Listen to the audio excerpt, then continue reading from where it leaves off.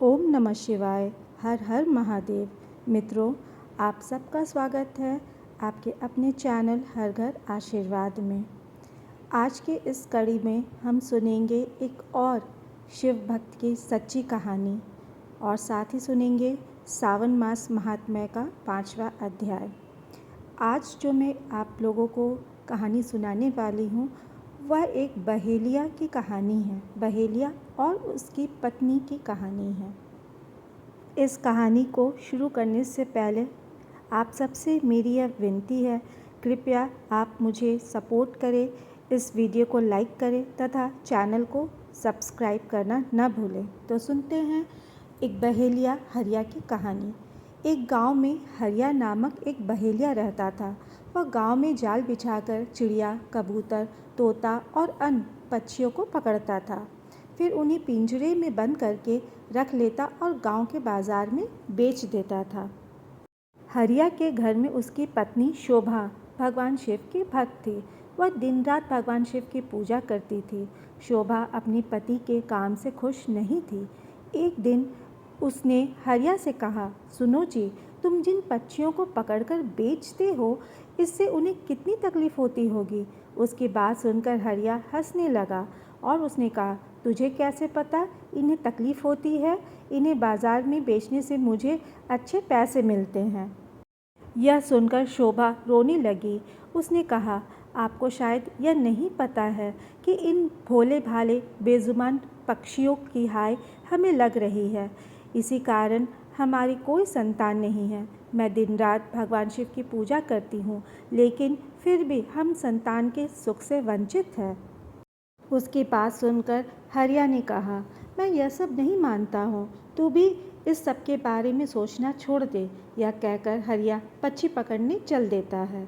शाम को हरिया पिंजरे में पक्षियों को लेकर आता है और झोपड़ी में रख देता है। अगले दिन फिर से हरिया पक्षियों को पकड़ने चला जाता है। तभी कोई घर का दरवाज़ा खटखटाता है। शोभा दरवाज़ा खोलकर देखती है तो उसके सामने एक ब्राह्मण अपनी पत्नी के साथ खड़े थे। शोभा उनसे कहती है, महाराज आप कौन हैं?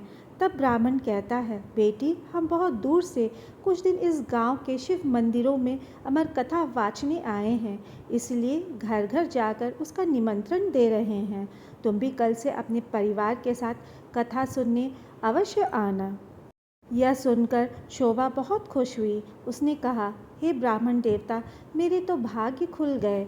ऐसा अवसर तो किस्मत वालों को ही मिलता है, परंतु आप दोनों की रहने की व्यवस्था कहाँ है?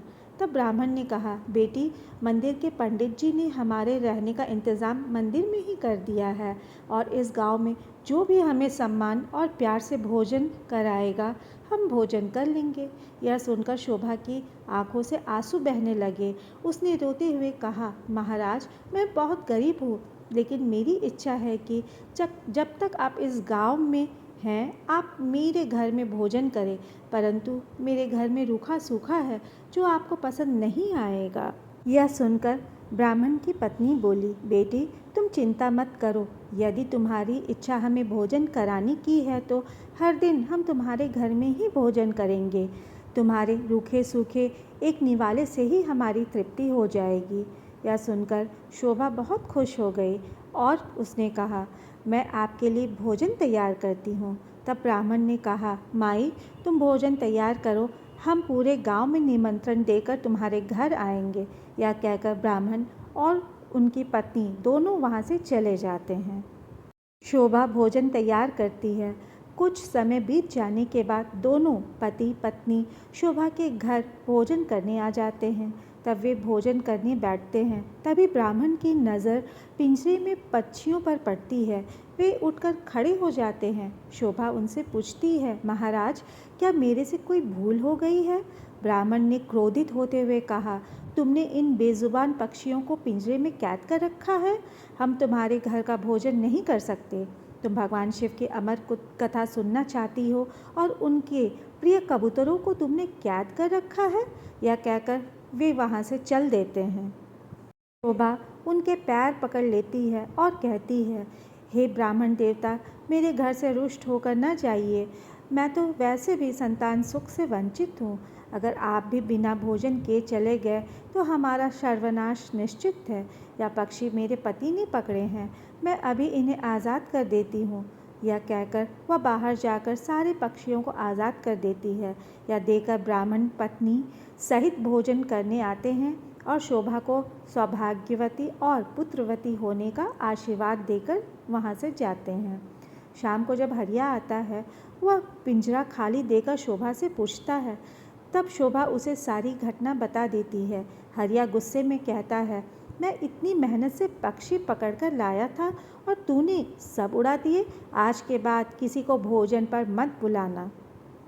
तब शोभा कहती है, मैंने तो उन दोनों को 7 दिन का न्योता दे दिया है, अब मैं पीछे नहीं हट सकती। उन्होंने मुझे सौभाग्यवती और पुत्रवती होने का आशीर्वाद दिया है। अमर कथा वाचने वाले सच्चे ब्राह्मण का आशीर्वाद कभी बेकार नहीं जाता। अगर उन्हें भोजन नहीं कराया और उन्होंने गुस्से में श्राप दे दिया तो हमारा सर्वनाश हो जाएगा। आप केवल 7 दिन तक पक्षियों को मत पकड़ना, बाद में जो चाहे करना। हरिया को हार कर उसकी बात माननी पड़ी। वह बेमन से 7 दिन घर पर ही रहने लगा। हर दिन ब्राह्मण और उनकी पत्नी भोजन करने आते। उनके आने से पहले ही हरिया घर से चला जाता था। उसे यह सब बिल्कुल पसंद नहीं था। शाम के समय शोभा कथा सुनने जाती और हरिया से भी चलने को कहती, लेकिन हरिया हर बार उसे मना कर देता था।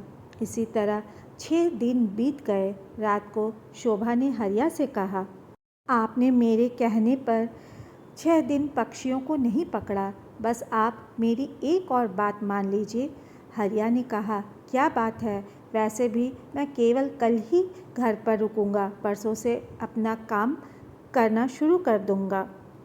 तब शोभा ने कहा, कल अमर कथा समाप्त हो जाएगी। मैं चाहती हूँ आप कल मेरे साथ मंदिर में कथा सुनने चले और वहाँ से वापस आने के बाद ब्राह्मण और उनकी पत्नी को अंतिम बार भोजन कराकर उनसे आशीर्वाद लें। क्या पता उनके आशीर्वाद से हमें संतान का सुख मिल जाए। हरिया अपनी पत्नी की बात सुनकर अगले दिन कथा सुनने चल देता है। मंदिर में कथा सुनते सुनते हरिया की आंखों से आंसू बहने लगता है। शोभा के पूछने पर वह कहता है, भगवान शिव ने जिन कबूतरों को अमरता का आशीर्वाद दिया, मैंने जीवन भर उन्हें बेचकर अपना जीवन नरक बना लिया। कथा समाप्त होने पर वे दोनों घर आ गए। हरिया का मन निर्मल हो गया था। उसने शोभा से कहा, मैं आज से ही यह काम छोड़ दूंगा और मेहनत मजदूरी करूंगा। कुछ देर बाद ब्राह्मण और उनकी पत्नी भोजन करने आए। हरिया ने उनका स्वागत किया, उन्हें भोजन कराया। उसके बाद हरिया ने अपने मन की सारी बात उनके सामने रख दी। तभी ब्राह्मण और उनकी पत्नी भगवान शिव और माँ पार्वती के रूप में प्रकट हो गए। भगवान शिव कहते हैं, तुम्हारी पत्नी की भक्ति देखकर हम तुम्हें संतान सुख देना चाहते थे, किंतु तुम्हारे पाप के कारण यह संभव नहीं था। इसीलिए हमें तुम्हारे मन बदलने के लिए भेष बदलकर यहाँ आना पड़ा। यह सुनकर दोनों पति पत्नी रोने लगे और उनके चरणों में गिर गए। भगवान शिव और माँ पार्वती उन्हें पुत्रवती होने का आशीर्वाद देकर अंतर्ध्यान हो गए। भगवान के आशीर्वाद से उनके घर एक सुंदर कन्या का जन्म हुआ। कन्या के आने के बाद उनके दिन बदल गए, वे काफ़ी धनवान हो गए। साथियों, यह थी हरिया और उसकी पत्नी शोभा की कहानी। अब हम श्रावण मास महात्म्य अध्याय 5 का श्रवण करेंगे। श्रावण मास अध्याय शुरू करने से पहले हम सब भगवान शिव और माँ पार्वती का स्मरण करेंगे, उनका आशीर्वाद लेंगे और उनसे विनती करेंगे कि वे दोनों ही अपनी कृपा आशीर्वाद हम पर बनाए रखें और हम सबका जीवन सुखमय, शांतिमय, समृद्धिमय और संपन्नता से पूर्ण करें। और यदि हमसे कोई गलती हो गई हो, त्रुटि रह गई हो, तो वे दोनों हमें क्षमा भी करें। अब आरंभ करते हैं श्रावण मास महात्म्य का 5वां अध्याय, सूत जी और शौनक ऋषियों का संवाद। ऋषियों ने सूत जी से विनम्रता पूर्वक पूछा, हे सूत जी, आपने श्रावण मास की महिमा, इसमें किए जाने वाले व्रत, पूजा और पुण्य की बातें सुनाई। हम जानना चाहते हैं कि इस मास में भगवान शिव को प्रसन्न करने के लिए और कौन कौन से उपाय, नियम या कथाएं वर्णित है। सूत जी बोले, हे मुनियों, तुम धन्य हो जो इस पावन श्रावण मास में शिव भक्ति की चर्चा कर रहे हो। अब मैं तुमसे एक पवित्र कथा कहता हूँ जो स्वयं भगवान नारद ने सनत कुमारों से कही थी। सूत जी कथा आरंभ करते हैं। पुरातन काल की बात है। काशी नगरी में चंद्रशेखर नामक एक ब्राह्मण रहता था। वह अत्यंत निर्धन था। घर में न ढंग का अन्न था, न वस्त्र और न कोई संसाधन, किंतु उसके पास एक ही चीज़ थी, अटल श्रद्धा और परम शिव भक्ति। वह हर दिन सुबह सुबह उठता, स्नान करके गंगा जल भरता और भगवान विश्वेश्वर के मंदिर में जाकर शिवलिंग पर जल अभिषेक करता। उसे न तो चढ़ावे की चिंता थी, न घी तेल की। बस एक बात की थी उसके मन में, हे भोलेनाथ, मैं गरीब ज़रूर हूँ पर आपका प्रेमी हूँ। मुझे आपसे कुछ नहीं चाहिए, बस आपके चरणों में स्थान मिल जाए। एक दिन उसकी पत्नी ने ब्राह्मण से कहा, स्वामी, श्रावण मास प्रारंभ हो चुका है। अन्य घरों में तो रुद्राभिषेक हो रहा है, बेलपत्र, दूध, दही से पूजन हो रहा है, पर हम इतने निर्धन हैं कि कुछ भी भोग नहीं चढ़ा पा रहे हैं। क्या हमारी शिव भक्ति अधूरी रह जाएगी? ब्राह्मण ने कहा, नारी, शिव तो भाव के भूखे हैं। जिस भाव से हम बेलपत्र अर्पण करते हैं वह अमूल्य है। दूध न हो तो चल ही सही, लेकिन सच्चे मन से चढ़ाना चाहिए। चंद्रशेखर हर दिन सुदूर जंगल से खुद बेलपत्र तोड़कर लाता, धतूरा, आक, गंगाजल, कभी थोड़ा सा दूध किसी गौशाला से मांगकर लाता और वही भोलेनाथ को अर्पण करता। दिन भर रोज़ी के लिए मेहनत करता और रात्रि में शिवजी के भजन करता। श्रावण मास का अंतिम सोमवार आया। उस दिन चंद्रशेखर ने संकल्प लिया, आज मैं उपवास करूंगा, रात्रि भर जागरण करूंगा और अपने भोलेनाथ से केवल एक वरदान मांगूंगा, केवल भक्ति। उसने दिन भर कुछ नहीं खाया, जंगल से बेलपत्र, जल और थोड़ा सा दूध लाया, शिवलिंग को स्नान कराया, मंत्रों का जाप किया और रात्रि भर दीपक जलाकर भजन किया, ओम नमः शिवाय, ओम नमः शिवाय, ओम नमः शिवाय। रात्रि के अंतिम प्रहर में जब चंद्रशेखर ध्यानमग्न होकर महामृत्युंजय मंत्र का जाप कर रहा था, तभी मंदिर के गर्भगृह में एक दिव्य प्रकाश फैला।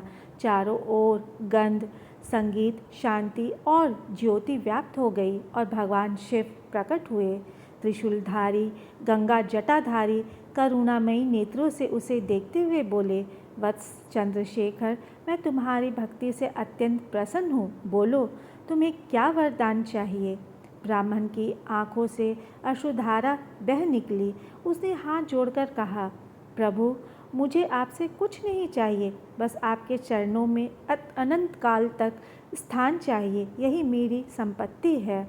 शिवजी हंसे और बोले, वत्स, तात्कालिक जीवन में तुम्हें धन, यश और सम्मान प्राप्त होगा, तुम्हारे वंशज धर्मनिष्ठ होंगे और अंत में तुम कैलाश में मेरे पार्षद बनोगे। चंद्रशेखर ने आभार जताया और शिव का नाम जपते जपते वहीं समाधि में लीन हो गया। सूत जी बोले, हे मुनियों, श्रावण मास में एक साधारण ब्राह्मण की ऐसी भक्ति से भगवान स्वयं प्रकट हो गए। यह मास केवल विधि नहीं, भाव का उत्सव है। इसमें किया गया प्रत्येक छोटा सा प्रयास 1000 गुना हमें फल दे सकती है। अतः श्रावण मास महात्म्य, पंचम अध्याय समाप्ति। अब हम भगवान शिव को याद करेंगे और उनसे विनती करेंगे, हे त्रिपुरारी, हे नीलकंठ भोलेनाथ, हम सब आपकी इस पवित्र कथा को सुनकर भाव विभोर हो चुके हैं। आप हमारे जीवन के अंधकार को अपने ज्ञान और करुणा से आलोकित करें। हे माँ पार्वती, आप हम सबको मातृ स्नेह प्रदान करें, हमारे जीवन में प्रेम, शांति और स्वास्थ्य बनाए रखें। हे शिव शक्ति, हमें ऐसा विवेक दें कि कि हम जीवन में सत्य और धर्म के मार्ग पर चलें, हमारे अंतःकरण में सच्ची भक्ति का प्रकाश जगाएं। आप दोनों का आशीर्वाद हम सभी पर बना रहे, यही हमारी सबसे बड़ी कामना है। हर हर महादेव। ओम नमः शिवाय। जय माँ पार्वती। श्रोताओं, इस कथा को अपने परिवार के सदस्यों, रिश्तेदारों तथा साथियों, मित्रों के साथ अवश्य शेयर करें। इस वीडियो को लाइक करें तथा चैनल को सब्सक्राइब करना न भूलें। ओम नमः शिवाय।